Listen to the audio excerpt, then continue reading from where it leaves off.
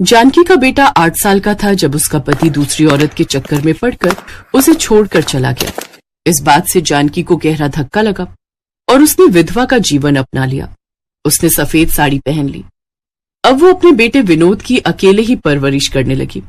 वो एक फैक्ट्री में मजदूरी का काम करने लगी। जैसे तैसे गरीबी में रहकर उसने विनोद को पढ़ाया लिखाया और आज इस काबिल बनाया कि वो एक बड़ी कंपनी में काम करने लगा।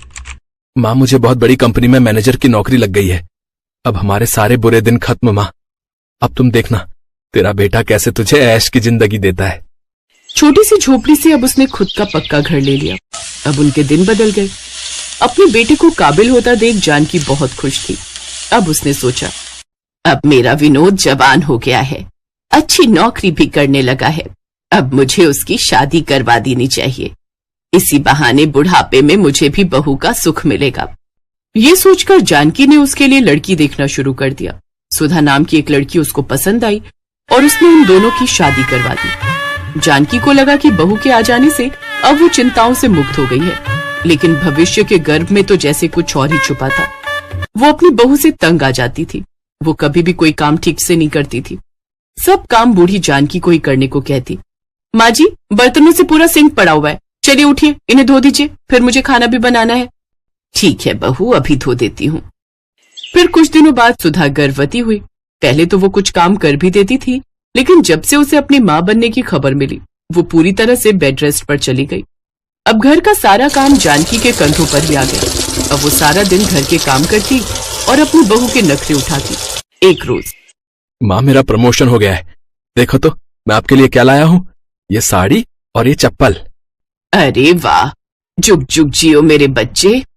लेकिन ये देखकर सुधा चिढ़ जाती है और वो अकेले में विनोद से कमरे में कहती है, बहुत मोटी कमाई है ना आपकी, 4 पैसे हाथ में आए नहीं की खर्च शुरू, वो भी बेफालतू का। देखो जी, अब हमारा भी बच्चा होने वाला है, हमारे खर्चे भी बढ़ेंगे। अब आप ना माँ जी पर ये सब बेकार खर्चे करना बंद कर दो। ये कैसी बातें कर रही हो तुम सुधा? माँ ने मुझे बड़े कष्टों से पाल पोस कर बड़ा किया है, तो इतना तो हम उनके लिए कर ही सकते हैं ना। लेकिन धीरे धीरे सुधा ने विनोद को उसकी माँ के खिलाफ भड़काना शुरू कर दिया।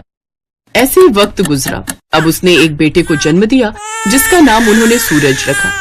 ऐसे ही समय बीता और अब सूरज 10 साल का हो गया। एक रोज जानकी सूरज के साथ मंदिर से लौटी। मम्मी देखो, दादी माँ और मुझे प्रसाद में खीर मिली, आप भी खाओ ना मम्मी। मुझे नहीं खानी, और चुपचाप जल्दी से खीर खत्म कर और पढ़ने बैठ। एक संडे का दिन होता है और पूरा दिन तू घूमने फिरने में लगा देता है। और माँ जी, आपको जब मैंने बोला था आज मशीन लगाकर कपड़े धो देना, तो आपसे कपड़े तो धुले नहीं, सुबह सुबह पूजा करने मंदिर चली गई। अब मशीन लगाकर कपड़े धो लो, बड़ी मेहरबानी होगी।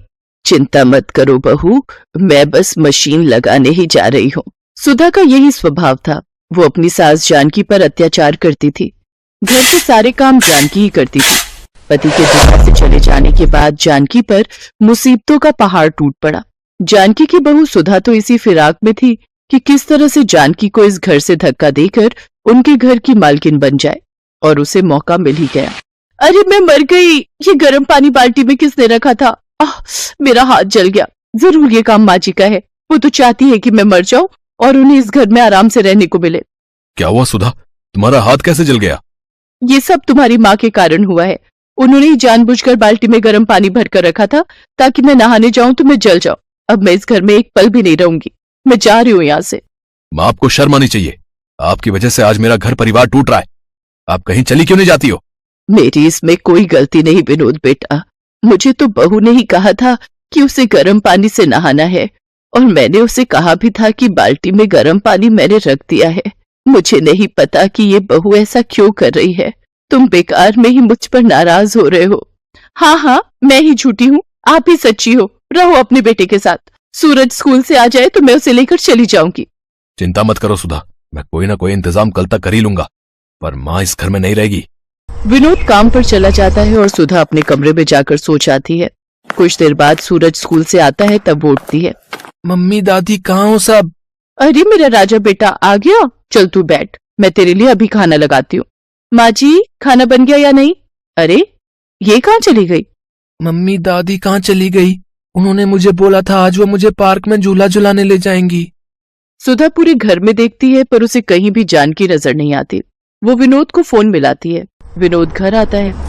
विनोद, सूरज माँ जी से मिलने के लिए रो रहा है, अब उसे कैसे समझाएं? चिंता मत करो सुधा, मैं सूरज को समझाता हूँ। सूरज बेटा रोते नहीं है, तुम्हारी दादी जी हरिद्वार गई हैं, वहाँ एक बहुत बड़ी पूजा होने वाली है, इसलिए उन्हें आने में थोड़ा समय लगेगा। कुछ दिनों बाद तुम्हारी दादी आ जाएंगी, ठीक है? सुधा और विनोद किसी तरह सूरज को समझा देते हैं, पर वो दोनों जानकी के बारे में कुछ भी पता करने के बारे में नहीं सोचते।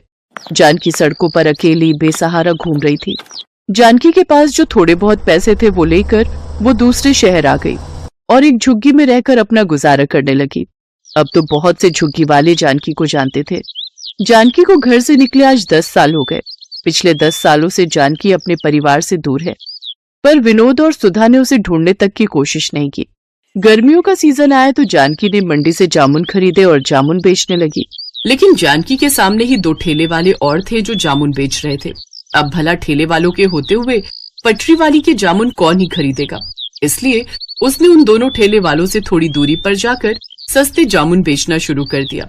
कुछ ही दिनों में वो इस इलाके में बूढ़ी काकी सस्ते जामुन वाली के नाम से जानी जाने लगी। आज 80 साल की उम्र में जानकी इस दुनिया में परिवार के होते हुए भी अकेली है और आज भी खुद से कमाकर अपनी जिंदगी गुजार रही है। जानकी काकी, घर चल रही हो? मैं घर ही जा रही हूँ। शोभा बिटिया, अभी बहुत जामुन पड़े हैं, मैं सोच रही हूँ कुछ देर और बैठ जाती हूँ, थोड़े और बिक जाएंगे तो नुकसान नहीं होगा। लाला के जामुन के पैसे लौटाने हैं, घर ले गई तो जामुन खराब हो जाएंगे। और तुम्हारी नारियल पानी की बिक्री हुई क्या आज थोड़ी? हाँ काकी, आज बाजार में घूम कर बेचे तब जाकर बिके।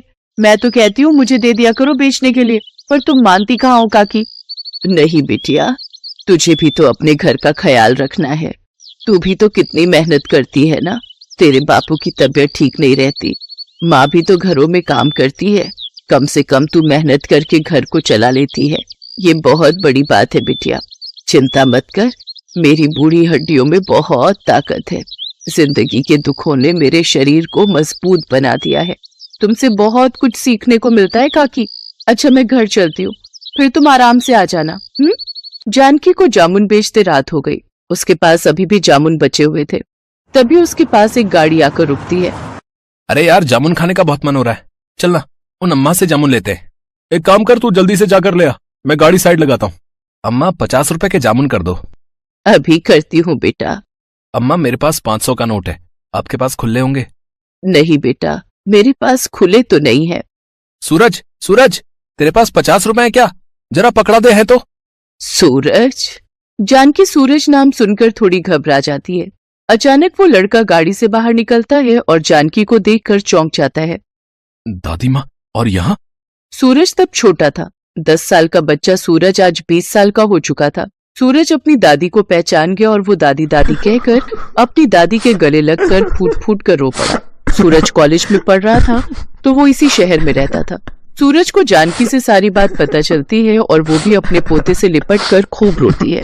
इसके बाद जानकी सबसे विदा लेकर अपने पोते सूरज के साथ अपने शहर अपने घर पहुंचती है। जानकी को सूरज के साथ देखकर विनोद और सुधा हैरान रह जाते हैं, पर सूरज गुस्से में था।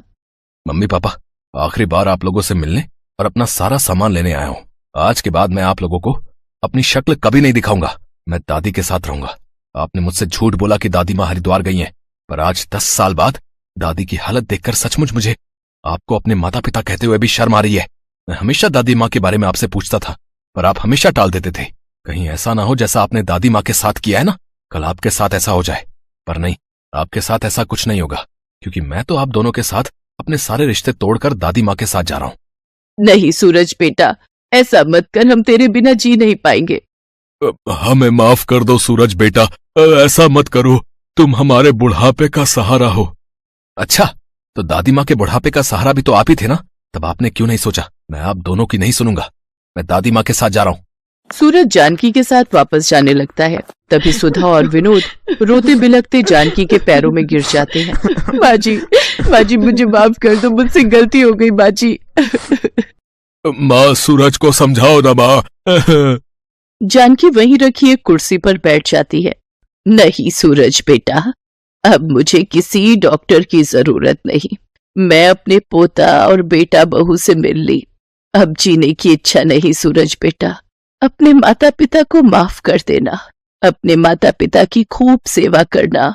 माता पिता का आशीर्वाद भगवान का आशीर्वाद होता है। हमेशा खुश रहना बच्चों। इतना कहते ही जानकी की गर्दन एक ओर लुढ़क गई। ऐसा लग रहा था मानो वो अपने बेटा बहू और पोते से मिलने के लिए ही अब तक इस दुनिया में जिंदा थी। विनोद और सुधा की आंखों में शर्मिंदगी के आंसू थे। सूरज अपनी दादी से लिपटकर बहुत रोता है। आज उसकी दादी गरीबी में जिंदगी के दुखों को झेलते हुए इस दुनिया से जा चुकी थी।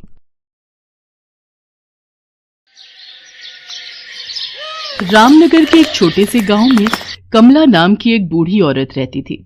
वो इतनी गरीब थी कि उसके पास 2 वक्त का भोजन भी सही से नहीं हो पाता था। वो अकेले ही रहती थी। उसके घर वालों में से उसके साथ कोई भी नहीं रहता था। उसके बेटे और बहू की मृत्यु हो चुकी थी और उसके पोता पोती शहर में रहते थे। पता नहीं आज कुछ खाने को बचा है भी या नहीं, देखती हूं। कमला देखती है थोड़ा सा आटा बचा है। कमला उसी आटे से 2 रोटी बनाती है। जब कमला रोटी बनाकर खाने जा रही थी तब उसे एक कौवे की आवाज आती है। कौवे की आवाज सुनकर वो बाहर आती है। अरे, इसके पैर में तो बहुत गहरी चोट लगी है। ओह हो, बेचारा दर्द से तड़प रहा है। कमला उस कौवे को साथ लेकर आती है और उसके पैर पर दवाई लगा देती है। लगता है ये कौवा भूखा भी है। कमला ने अपने लिए जो 2 रोटी बनाई थी उसमें से वो 1 रोटी उसे दे देती है और वो कौवा रोटी को खा लेता है और फिर वहां से चला जाता है। अगले दिन शाम में वापस उसी वक्त वो कौवा फिर आता है और चिल्लाने लगता है। लगता है फिर वही कौवा आया है। कमला वापस अपनी रोटी में से 1 रोटी दे देती है। कुछ दिनों तक यही चलता है। वो शाम को कमला को आवाज लगाता और कमला अपने में से 1 रोटी उसे खिला दिया करती थी। एक दिन वो कौवा कमला से कहता है, मुझे तुमने कई बार भोजन करवाया है, बताओ तुम्हें क्या चाहिए? जो भी चाहोगी वो मैं तुम्हें दूंगा। मुझे बहुत कुछ नहीं चाहिए, बस इतना चाहिए कि मेरा गुजारा चल जाए और 2 वक्त का भरपेट भोजन मिल पाए। ठीक है, जैसा तुम चाहो। कौवा कमला को उसकी जरूरत की सभी चीजें लाकर दिया करता था। एक दिन गांव में बहुत बड़ी बाढ़ आ जाती है। इस बाढ़ में कमला की झोपड़ी बह जाती है। हे भगवान, ये क्या हो गया? मैं कहाँ रहूंगी, क्या खाऊंगी? कुछ दिनों तक वो कौवा कमला के पास नहीं आता है। लगातार 6 दिनों से कमला भूखी थी। 6 दिन बाद कौवा कमला के पास आता है। जब वो आता है तब वो देखता है कमला की हालत बहुत खराब है। वो चल भी नहीं पा रही है और अब उसका अंतिम समय भी आ गया है। एक राक्षस काला बादल बनकर यहाँ पर बाढ़ ला दिया था ताकि मैं तुमसे ना मिल पाऊं। मैं जहां जहां जाता हूं वो मेरे पीछे पीछे आता है। इसी वजह से मैं तुम्हारे पास नहीं आ पा रहा था। कोई बात नहीं। बताओ तुम्हारी आखिरी इच्छा क्या है? मैं उसे पूरा करूंगा। मैं चाहती हूँ कि तुम मेरे पोता पोती जो शहर में रहते हैं उनको मेरे पास लेकर आओ। मैं उन्हें आखिरी बार गले से लगाना चाहती हूँ। अच्छा, ठीक है। कौवा अपने जादू से देखता है कि वो कहाँ है। कमला के पोता पोती जिस शहर में रहते हैं कौवा वहां चला जाता है और उनसे कहता है, तुम्हारी दादी की तबीयत बहुत खराब है। वो अपने आखिरी दिन में आ चुकी है। उनकी हालत बहुत खराब हो गई है और वो अपने अंतिम समय में तुम दोनों को देखना चाहती हैं। ये सुनकर कमला के पोता पोती कौवा के साथ आने के लिए मान जाते हैं। कौवा अपने ऊपर दोनों को बिठाकर लाता है। जब वो सभी वहां पहुंचते हैं तब तक कमला की मृत्यु हो चुकी होती है। वो देख सभी बहुत दुखी होते हैं और कमला की ओर देखने लगते हैं। ये नहीं हो सकता, मैं कमला की आखिरी इच्छा पूरी नहीं कर पाया। ये सुनकर कौवा जोर जोर से रोने लगता है। कैसी इच्छा? वो तुम दोनों को आखिरी बार गले से लगाना चाहती थी। हम लोगों ने कभी अपनी दादी से मिलने की कोशिश भी नहीं की, फिर भी वो अपने अंतिम समय में हमें ही याद कर रही थी। कौवे, तुम तो जादुई कौवे हो, तुम्हारे पास कोई ना कोई उपाय जरूर होगा। हमें बस एक बार अपनी दादी से गले लगाकर माफी मांगने दो।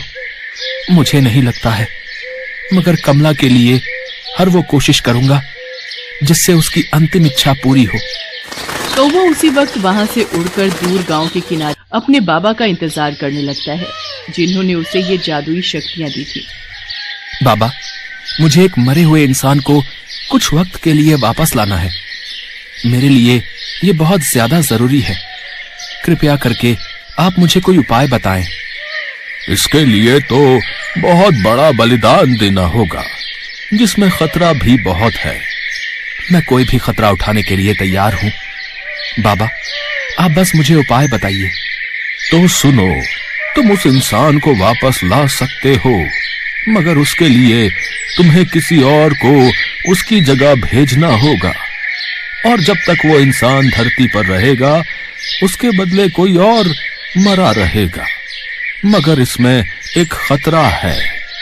अगर एक पल भी देर हुई तो वो इंसान धरती पर ही रह जाएगा, और उसके बदले जो मरा है वो मरा ही रह जाएगा। कौवा बिना कुछ सोचे कमला के पास जाता है, उसे 1 घंटे के लिए वापस बुलाता है और खुद की जान ले लेता है। जैसे ही कौवा मरता है, कमला जिंदा हो जाती है। कमला उठती है तो अपने सामने अपने पोता पोती को देखकर बहुत खुश हो जाती है।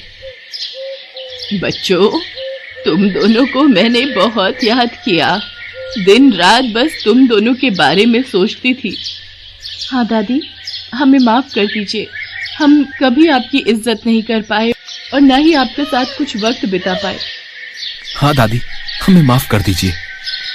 कोई बात नहीं बच्चों, मैं तुम दोनों से बिल्कुल नाराज नहीं हूँ। कमला उन्हें जी भर कर प्यार करती है कि उन्हें वक्त का पता ही नहीं चलता है और 1 घंटा होने ही वाला होता है। मगर मैं यहाँ कैसे आई? मैं तो मर गई थी ना। अरे हम तो भूल ही गए दादी, वो बेचारा कौवा हमें आपके पास लाया। उसने 1 घंटे के लिए अपनी जान दे दी ताकि आप हमारे पास आ सके और हम आपसे मिल सकें। तब तो बच्चों मुझे जाना होगा। मैं उसकी जान नहीं ले सकती। आखिर उसी की वजह से मेरी ये अंतिम इच्छा पूरी हो सकी है। जैसे ही कमला जाने लगती है, उसके दोनों पोता पोती उसे पकड़कर रोने लगते हैं और कमला उन्हें चुप कराने लगती है। बच्चों, तुम दुखी मत हो। तुम दोनों से आखिरी बार मैं इतने अच्छे से मिल सकी, ये मेरे लिए काफी है। अब मुझे मत रोको, मुझे जाना होगा।